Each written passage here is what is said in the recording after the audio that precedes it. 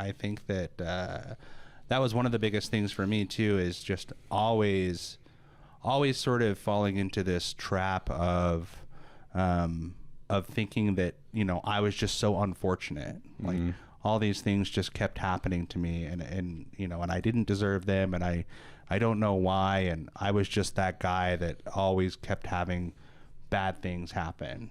You know, and really like just not taking any accountability for anything.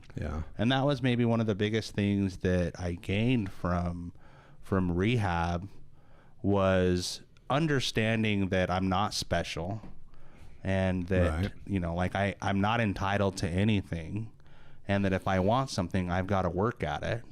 That includes being sober.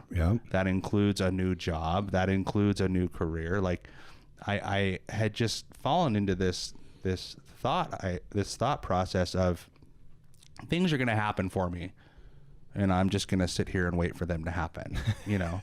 And when they didn't, I was completely sour and pissed and just felt like life didn't work out for me, you know? And that's sort of what led me to, I'm not going to say it's what led me to using, but what I will say is that thought process escalated my using to a place where, you know, it led to me putting a gun to my head, you know, which we've talked about before, which was, you know, kind of where I was at before I went through that rehab. But once I was able to sort of abandon that victim mentality, for me, that's when sort of the lights kicked on. And I was like, okay, I'm looking at everything all wrong.